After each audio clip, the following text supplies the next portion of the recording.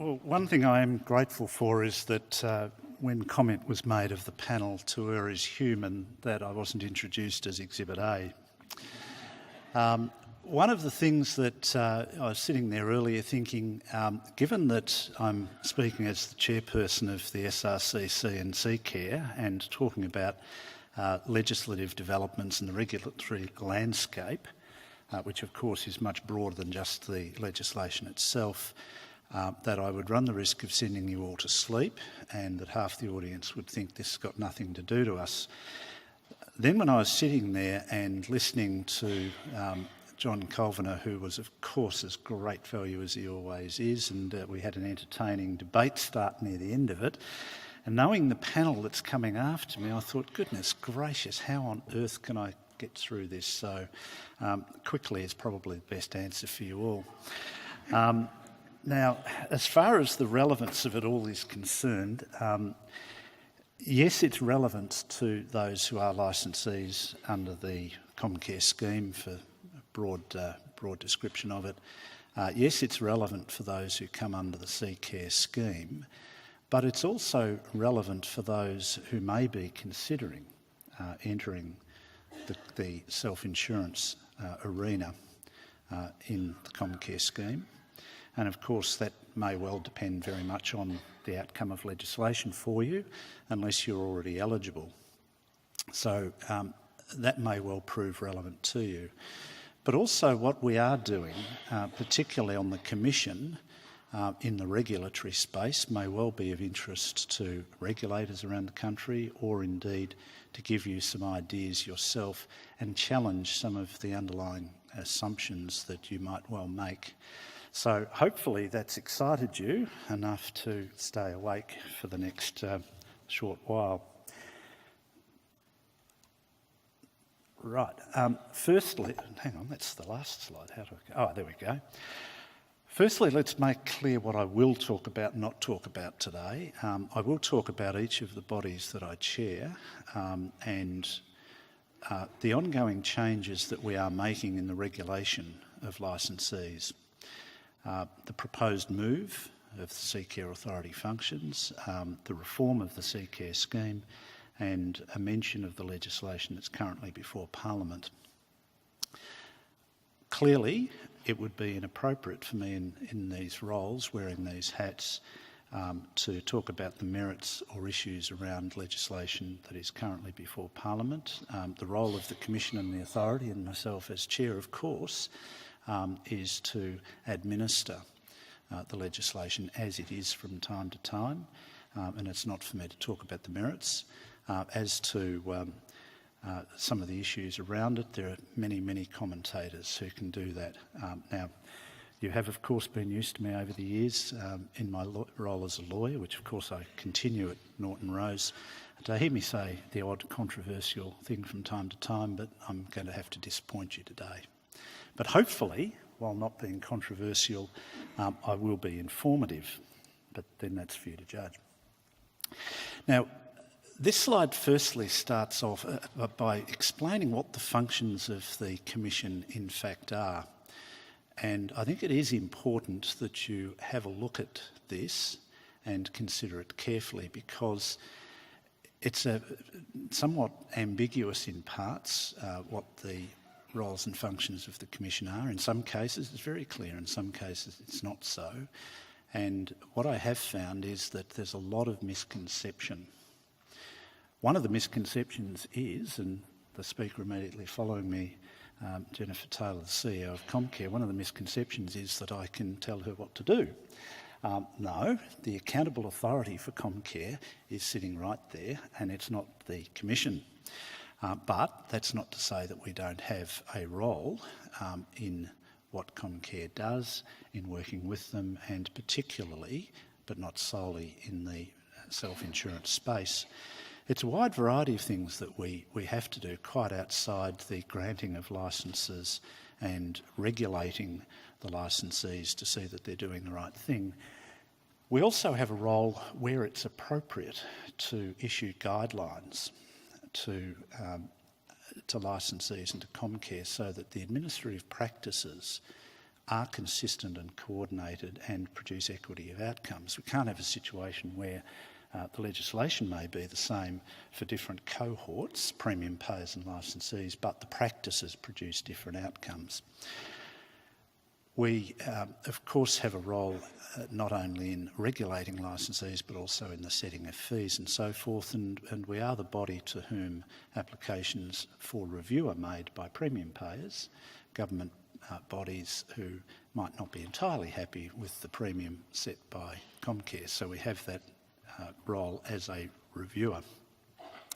We have the role to advise the Minister on relevant matters, and we certainly do that.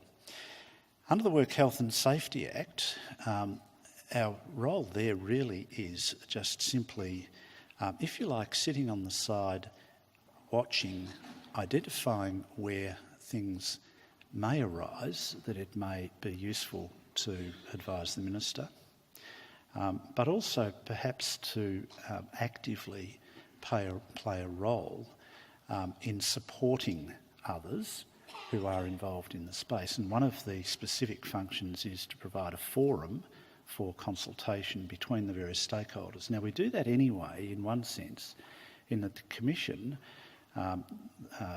quite apart from myself as chair, has 10 members. And that includes representation on behalf of the workers and the licensees, the premium payers. So it is a very broad range of interests and provides an opportunity even within the Commission for that consultation on relevant matters. So it is an interesting body, and certainly there are ways in which we can very directly and in some ways indirectly affect both safety outcomes and also the effective, proper management of claims and, importantly, rehabilitation. In the licensing space, obviously we consider applications and we grant licences, and in the 16 months that I've been chairing, we've certainly granted many licences. We've also provided for extensions of many licences as they've fallen due. We also determine what the licence conditions are, and apart from the legislation, that provides us for the basis of regulating and making sure that the licensees are in fact doing what they ought to be doing, performing as they ought to, and providing the outcomes that we would expect of them. So self-insurance and licensing is not simply a ticket to do your own thing unfettered, but it is an opportunity to, in many ways, self-determine and, of course, self-fund, subject to proper prudential and fiduciary constraints and requirements that we have for bank guarantees and reinsurance and so forth. Now, we are entitled to not only require information, we are entitled to require that licensees take specific action, and we have what I'd refer to as a graduated enforcement pyramid to not immediately jump to the opportunity that we have to revoke a licence, but to take an approach that works with the licensees where improvement is required. So we do have a very interactive approach with them. The considerations that we look for are up there, but ultimately it is always the interests of the workers to have prevention activities in place that are effective in the event that, unfortunately, injury, illness or disease befalls them, that they are properly compensated, and also that appropriate measures are in place for timely rehabilitation and return to work. And our focus, of course, given that the licensees are entitled by their licence to administer these things, our focus is on ensuring that they have the capability and are in fact performing. But a key is that we have a very strong focus on continuous improvement. So we have a licensee improvement program where we require reports annually from each of the licensees to tell us what they're doing about identifying and dealing with some of the deficiencies or opportunities for improvement. This slide I won't go through in any great detail, but it does set out some of the things that we do require, the sources of information, the standards that we do set. They're publicly there on our website. Where it says determining authority KPIs, the licensee is described as a determining authority because they determine matters under the legislation. One of the things that we do have in place, and has been in place for some years, are tiers across each of the three areas of prevention, rehabilitation and claims management. Those tiers being 1, 2 and 3, and as you ascend, the intervention becomes less intrusive and less frequent. So you have a greater opportunity for self-determination. As you've demonstrated through all of the data and the reports that you are meeting the standards that we expect and are worthy of that greater opportunity to self-determine. But that doesn't mean we just let you loose, because we do have our finger on the pulse, and there are various different ways that we can get information back. But it is undergoing change. One of the things that we have challenged is the traditional approach in the licensing area of reliance on audits to provide the information on which decisions can be made by the Commission on the performance of licensees. We all know that audits do have their benefits but also their limitations, and we are challenging whether or not we are in fact from the auditing process getting the information that we in fact need to ensure that the standards that we expect, the success factors that we seek, are in fact being achieved. There is a process going on and it's referred to by various different names, reducing the burden of regulation. Some colloquially call it reducing red tape. And that is, of course, a relevant factor. But more importantly, the expression that the Commission has coined is that we are seeking to ensure that we have in place the optimal processes and tools for monitoring and regulating licensees. Not only are we reducing the burden or not needlessly burdening the licensees with things that don't matter, but are we in fact getting the best information that we can? Do we know what we need to know? And are we getting that in a way that works best for all? So that is an ongoing process of work.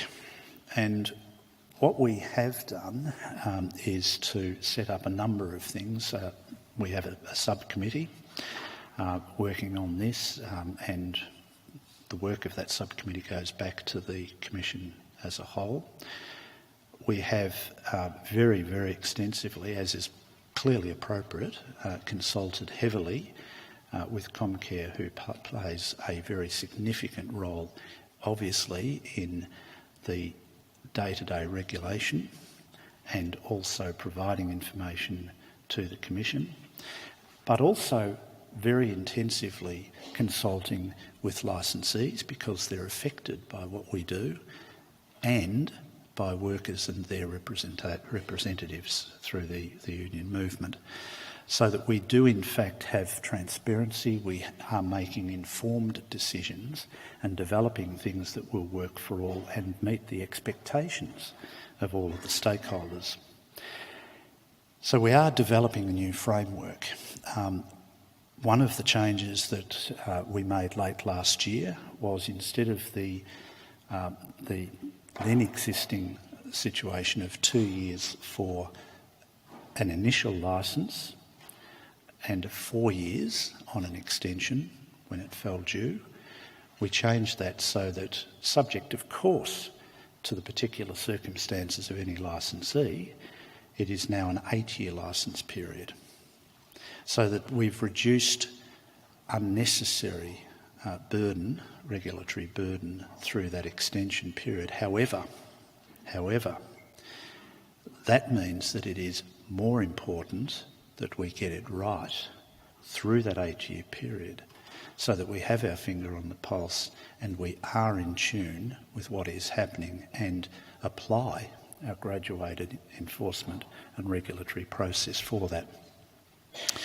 We're a fair way down the process of the new model, the success factors, KPIs and evidence and measurement and so forth, and that process of consultation is ongoing. But there are other things that have also come into play that are consistent with that. The government has introduced the Regulator Performance Framework, and if you look on our website again, you'll see that we have on the website the KPIs that we have set for ourselves following consultation in making sure that we are dealing transparently, proportionately and in an appropriately coordinated way, so that again we put people to the least burden when getting the best information to allow us to do our job properly. The move away from audits, broad-based audits I've referred to, we're more interested in performance outcomes than process, and that will be quite a significant change from the traditional approach. The Sea Care Authority, just to change tack. Now, Sea Care is obviously a different body, and the authority is the co-regulator with AMSA of occupational health and safety, and we have oversight over workers' compensation in the private insurance arrangements for what can colloquially be called coastal and interstate shipping of specified vessels and employees. So it's not any vessel that comes into our coastal areas, it's those that are prescribed, those that are on the Australian Shipping Register, for example. There is separate legislation for the seafarers space in both workers' compensation and in the and rehabilitation, obviously, and in the health and safety sphere. Over time, there's been a widening, quite a gap opening up between the provisions in that legislation and that operating in other spaces. The Work Health and Safety Act, for example, is quite different in many respects to the OSHMI Act. The SRC Act, more broadly operating the Comcare scheme, has quite significant differences to the seafarers legislation. So there is a desire to bring them together and have consistency in operation. But there's also opportunities to make things more effective and streamlined. One of the opportunities that was identified, before I get onto that, you'll see there's a whole host of things that the authority does, which is far more directly involved in the OHS space, for example, than the Commission. Because AMSA is the inspectorate, but the authority formulates the policy strategies, licenses, accredits training courses, develops codes and so forth. So it's a more direct involvement in that safety space. But one of the things that is proposed, and the government announced this late last year following the ANEO report on the cleaning up, if you like, of and streamlining of government, is that the Sea Care Authority functions are proposed to be moved to the SRC. Legislation will obviously be required for that because the authority is set up under separate legislation and the SRC Act limits the functions of the Commission. So it's a matter for that legislation to go through. One benefit to that would be, or will be rather, the greater cross-fertilisation of ideas and consistency in activities, whilst necessarily appreciating and responding to the differences across various different industries, including the seafarers area. But the scheme itself, because it's been outdated and needs refreshing, and Robin Stewart-Crompton, who of course was the chair of the National OHS Review panel I was on, undertook a review back in early 2013, made a raft of recommendations across both safety and workers' comp, and there's a whole series of consultation, very broad, widespread consultation across all stakeholders at the moment to find landing points on policy for making the changes to refresh, revive and bring up to date that whole area. Some of the areas that are needing to be determined, one is scheme coverage, just what will the Seafarers Scheme cover, and I'll talk about that a little bit more shortly. Obviously each of the areas of health and safety and workers' comp, and also the governance arrangements, particularly if the functions do move to the Commission, and of course cost recovery, because there is always a cost to these things, and at the moment it is cost recovery in part, but only in part, from the ship operators themselves on a per berth basis. So all of these things are out there and we look forward to seeing the outcomes. One of the things that has occurred, by the way, is that there was a decision late last year by the full federal court. It wasn't quite Christmas Eve, I think it was the 23rd of December, quite a Christmas present, where the federal court decided on, for a particular circumstance, whether or not the seafarers legislation covered it. And the argument was, well, no, it's not. It's a vessel that is very restricted in its activities. It's operating purely within a state, whereas the scheme has always been understood to operate for interstate or coastal travel for overseas travel, but not if it's purely within a state. Well, the court interpreted it differently, and as a result of which, all of a sudden, the scheme that was this big became this big. So what's happened as a result of that, you'll see, is that legislation was brought in to bring it back retrospectively to what had been understood to be the case. Moving forward for the next 2 years, the Minister made declarations, as is entitled to, in relation to particular vessels and classes, but also the authority, as we are entitled to do under the legislation, exempted specified vessels from the operation of the scheme. Some 48,000 of them. Now you might think that's a lot of vessels, but no longer does a barge that's sitting there that never leaves the side of, or much leaves the side of the wharf, would have potentially been caught, now isn't. The other legislation that's before Parliament, and some of this is now getting a bit old, some of it's new, there is the first bill there is to deal with specified elements of the review of the Comcare scheme by Hanks and Hawke. And particularly one of the headline items is to expand potentially the self-insurance space in Comcare by removing the competition requirement for eligibility and instead having a multi-jurisdiction test for that application. Obviously, if that goes through, it will make the self-insurance under the single Comcare scheme, rather than having a series of regulators and different legislation across different states, it will open that up and broaden it. Also, it dealt with some of the more controversial recent cases for compensation for recess breaks and so forth, the motel case particularly.